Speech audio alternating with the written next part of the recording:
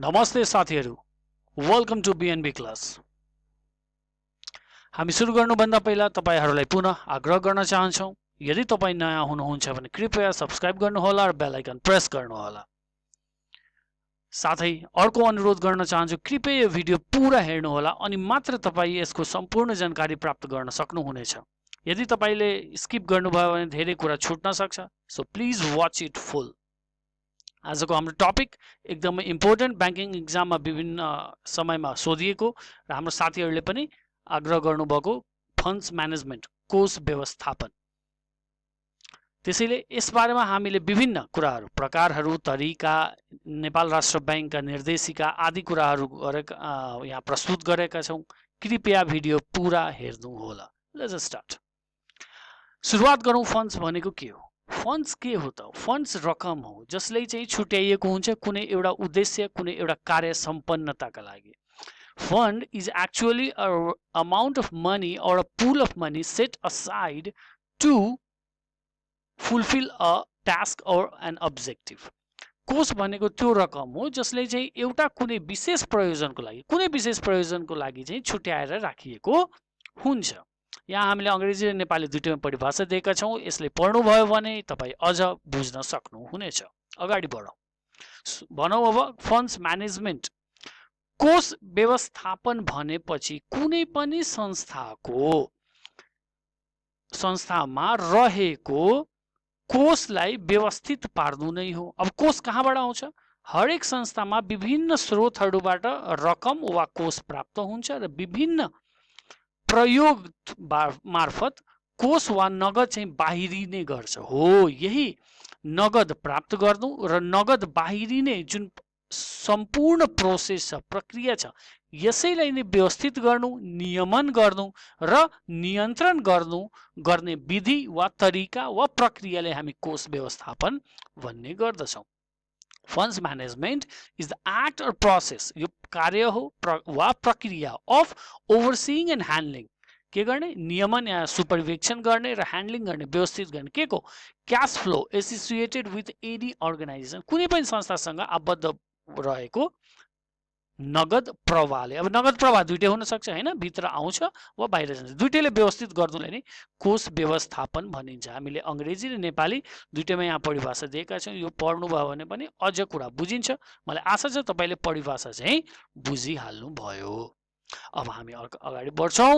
हेरौँ types of funds म्यानेजमेन्टको बारेमा। कति प्रकारको हुन्छ त कोष व्यवस्थापन? कोष व्यवस्थापन दुई प्रकार मात्र हुन्छ। एउटा कर्पोरेट फन्ड म्यानेजमेन्ट, संस्थागत कोष व्यवस्थापन। अर्को पर्सनल फन्ड म्यानेजमेन्ट, व्यक्तिगत कोष व्यवस्थापन। त्यो कोष व्यवस्थापन विधिहरू जसले कुनै पनि संस्थाको रकम, आउने र जाने रकमलाई व्यवस्थित गर्नमा मद्दत पुर्याउँछ, त्यसलाई हामी कर्पोरेट फन्ड म्यानेजमेन्ट भन्छौँ वा संस्थागत कोष व्यवस्थापन भन्न सकिन्छ। त्यसै अनुरूप व्यक्तिको, कुनै एउटा व्यक्ति विशेषको रकम, पैसालाई व्यवस्थित गर्ने, त्यसबाट उचित मुनाफा कमाउन मद्दत गर्नुलाई नै पर्सनल फन्ड म्यानेजमेन्ट वा व्यक्तिगत कोष व्यवस्थापन भन्न सक्छौँ। अब कर्पोरेट फन्ड म्यानेजमेन्ट र पर्सनल फन्ड म्यानेजमेन्ट दुवैका लागि विभिन्न फन्ड म्यानेजरहरू अवेलेबल हुन्छन्। त्यो व्यक्तिगत पनि फन्ड म्यानेजर हुन सक्छ, एउटा व्यक्ति पनि हुन सक्दछ वा एउटा संस्था नै हुन्छ।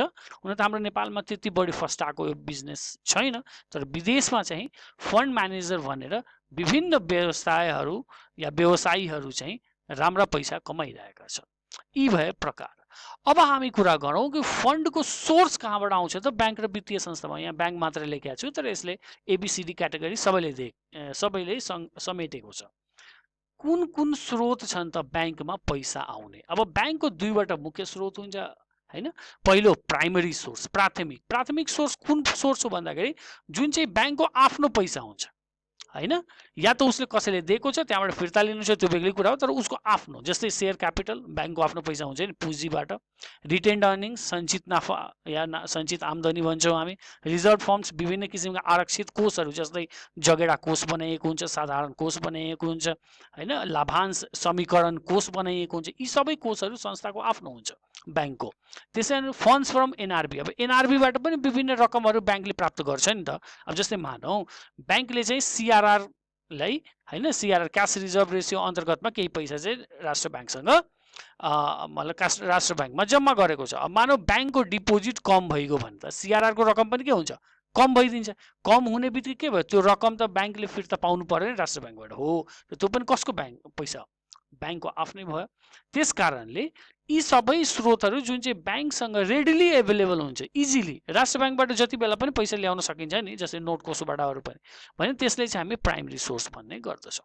र अर्को हुन्छ सेकेन्डरी सोर्स, दोस्रो स्रोतहरू हैन। अब यसमा सबभन्दा ठुलो क्षेत्र भनेकै डिपोजिट निक्षेपको हुन्छ हैन। निक्षेपबाट अब निक्षेप तपाईँको savings account, current account, fix deposit हैन, बचत खाता, चल्ती खाता वा मुद्दती खाताबाट। अर्को बन्ड्स एन्ड डिबेन्चर इस्यु गरेर, बन्ड र ऋणपत्र जारी गरेर पनि ब्याङ्कले रकम प्राप्त गर्न सक्छ। त्यस्तै बोरोइङ्स, विभिन्न किसिमको सापटी लिएको हुन्छ नि त ब्याङ्कले अन्य वित्तीय संस्थाबाट, नेपाल राष्ट्र ब्याङ्कबाट। अर्को डिभिडेन्ड पेबल, अदर पेबल्स, जति पनि भुक्तानी दिनुपर्ने रकम छ त्यो दिनुपर्ने हो नि त हैन। अब दिनुपर्ने रकम त अहिले दिएको छैन भनेपछि त्यो रकम कोसँग छ, आफूसँग छ, यानि त्यो पनि एउटा स्रोत भयो हाम्रो कोषको लागि। अब स्रोतको कुरा गरिसकेपछि युजेस अफ फन्ड कहाँ कहाँ उपयोग गर्छ त ब्याङ्कले आफ्नो कोषहरू या पैसाहरू। सबभन्दा पहिले लिक्विड फन्ड्सको रूपमा, तरल कोष। अब क्यास त चाहिएन ब्याङ्कसँग, दैनिक कारोबार गर्न हैन, रकम कोही व्यक्ति चेक लिन आउनुभयो भने उहाँले चेक साट दिनु पर्यो। त्यसपछि कोही चाहिँ व्यक्ति पैसा जम्मा गर्न उहाँले केही फिर्ता दिनु पर्यो, त्यसको लागि क्यास चाहिन्छ। अर्को ब्यालेन्स विथ एनआरबी, केन्द्रीय ब्याङ्कसँगको पनि त मौजात ब्याङ्कले मेन्टेन गर्नुपर्ने हुन्छ, त्यसको लागि पनि कोष चाहिन्छ। अर्को इन्भेस्टमेन्ट गर्न, लगानी गर्न। लगानी कहाँ हुन्छ, त्यो गभर्मेन्ट सेक्युरिटिजमा, सरकारी धितोपत्र भन्छौँ या प्रत्याभूतिहरू भनिन्छ, जस्तै ट्रेजरी बिल्स भयो, त्यसमा लगानी गर्न ब्याङ्कसँग पैसा चाहियो। त्यसै सेयर एन्ड डिबेन्चर्समा पनि ब्याङ्कले लगानी गरेको हुन्छ। विभिन्न किसिमका सुन या भनौँ न सिल्भर, गोल्ड सिल्भरहरूमा पनि इन्भेस्टमेन्ट गरिएको हुन्छ, त्यसको लागि पैसा चाहिन्छ। अर्को ऋण, ब्याङ्कले ऋण नलगानी गरेर के गर्छ त। अब ऋणले अलग राख्नुको कारण के हो भन्दाखेरि ब्याङ्कको मुख्य कार्य भएको कारणले पनि हो। अब ऋण पनि विभिन्न किसिमको हुन्छ। अब सर्ट मतलब एकै सर्टमा चाहिँ यदि समराइज गर्ने भने दुई किसिमको हुन्छ, एउटा हुन्छ पर्सनल, अर्को बिजनेस, व्यक्तिगत र संस्थागत ऋण। र फिक्स एसेट्सहरूमा पनि लगानी गरेको हुन्छ हैन। संस्थाले आफ्नो उपभोग गर्नका लागि विभिन्न अचल सम्पत्तिको खरिद गरेका हुन्छ। एक्सपेन्स गर्न त चाहियो नि पैसा हैन, एडमिन एक्सपेन्स, अपरेटिङ एक्सपेन्सहरू आदि। यी मुख्य शीर्षकहरू जहाँ ब्याङ्कले पैसा लगानी गर्छ वा प्रयोग गर्छ। अब ब्याङ्कले किन पैसा लगानी मतलब म्यानेज गर्नु पर्यो त, वाइ म्यानेज फन्ड्स है। लिक्विडिटी, तरलता व्यवस्थापनको लागि हैन, ब्याङ्कसँग पैसा हुनु पर्यो दैनिक काम कारबाही अगाडि बढाउनको लागि। कस्ट अफ फन्ड्स, लागत हैन, लागतको कोषको लागत चाहिँ न्यूनीकरण गर्न कस्तो फन्ड ल्यायो भने चाहिँ सस्तोमा पाउँछ, त्यो कुराको लागि फन्ड म्यानेजमेन्ट चाहियो। इम्प्रुभ प्रोफिटेबिलिटी, जब कस्ट अफ फन्ड घटाउँछ भने प्रोफिटेबिलिटी पनि बढ्छ हैन, नाफा कमाउने सक्षमता। त्यसरी नै पोलिसीको आफ्नो हैन नीतिगत अनुपालन गर्नु पर्यो, नीतिगत रूपमा व्यवस्था भएको कुराहरू पनि हामीले फन्ड म्यानेजमेन्ट थ्रु नै भनौँ न अनुपालन गर्नु, पालना गर्नु पर्यो नियम कानुनको। Assess maturity of assets and liability, सम्पत्ति र दायित्वको भुक्तानी अवधिको विश्लेषण गर्न पनि फन्ड्स म्यानेजमेन्ट चाहिन्छ हैन। कुन सम्पत्ति कहिले म्याच्योर हुँदैछ र कुन दायित्व कहिले म्याच्योर हुँदैछ, दायित्व भयो भने हामीले तिर्नु पर्यो, सम्पत्ति म्याच्योर हैन अवधि समाप्त भयो भने हामीले प्राप्त गर्नु पर्यो। त यसका लागि पनि फन्ड्स म्यानेजमेन्टले ठुलो भूमिका खेलेको हुन्छ।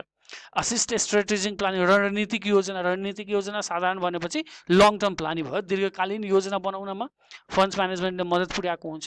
कस्टमर्सको एक्सपेक्टेसन, ग्राहकको आकाङ्क्षा पनि त पूर्ति गर्नु पर्यो नि। अब ग्राहक आउँछ चेक साट्न, अब हामीले त पैसा तिर्नु पर्यो, भुक्तानी त दिनु पर्यो। ग्राहकले चाहन्छ कि मैले राखेको पैसामा चाहिँ बढी ब्याज पाओस्, त त्यो ब्याज पनि तिर्नु छ, डिपोजिटमा इन्ट्रेस्ट रेट हो कि भनेपछि यी सबै कुराहरू चाहिँ पनि मिट गर्नले म्यानेजमेन्ट अफ फन्ड्स गर्नुपर्छ। र कन्ट्रोल एक्सपेन्सेस, सही कुरा, खर्च नियन्त्रणमा त फन्ड्स म्यानेजमेन्टको ठुलो भूमिका हुन्छ, जुन चाहिँ दोस्रो पोइन्टले पनि देखाएको छ र अन्य प्लानिङहरूमा पनि यसले मद्दत पुर्याएको हुन्छ। अब नेपाल राष्ट्र ब्याङ्कले विभिन्न निर्देशिकाहरू जारी गरेको छ, आफ्नो एकीकृत निर्देशिकाबाट, युनिफाइड डाइरेक्टिभबाट।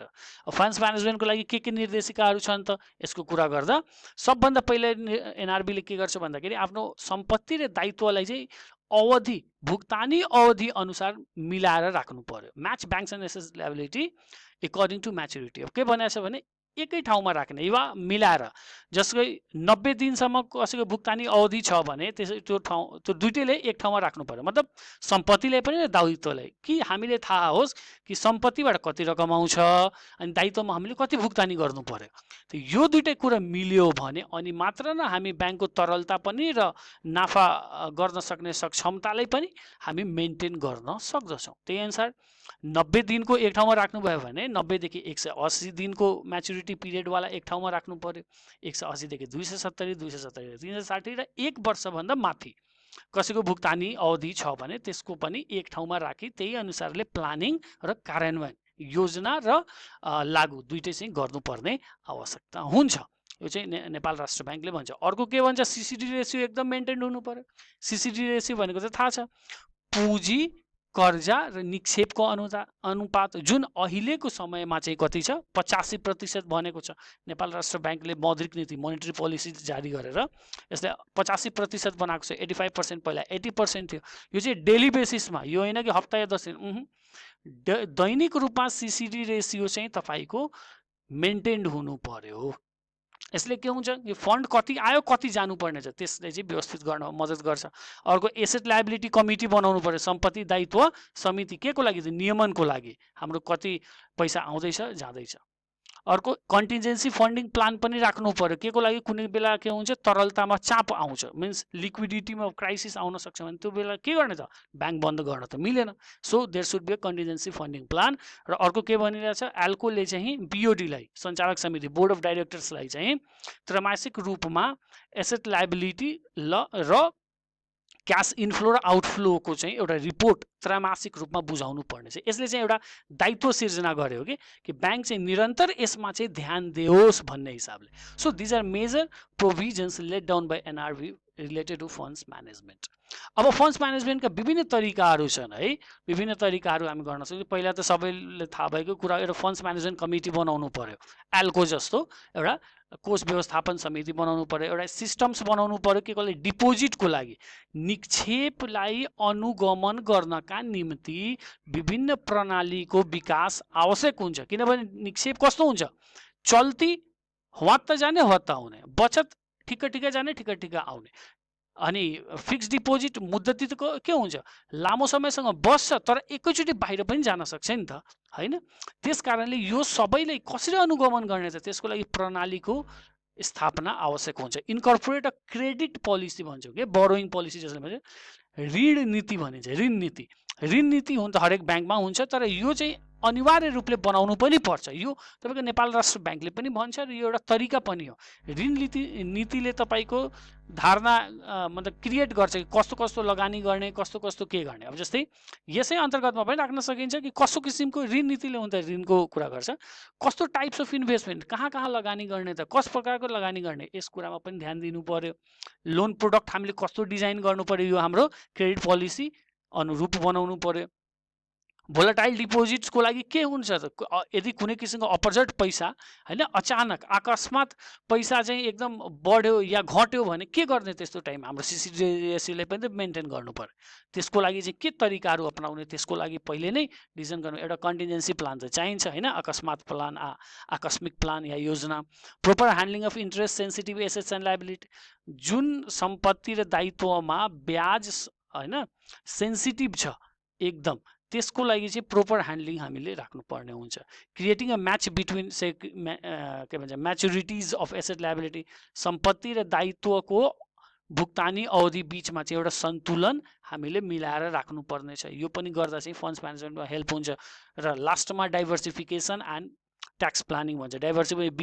विविधीकरण भनेपछि तपाईँले सबै आफ्नो रकम एकै ठाउँमा राख्ने होइन, एकै ठाउँबाट प्राप्त पनि गर्ने होइन, विभिन्न स्रोतबाट प्राप्त गर्ने र विभिन्न प्रयोगमा उनीहरूलाई उपयोग गर्नुपर्ने हुन्छ।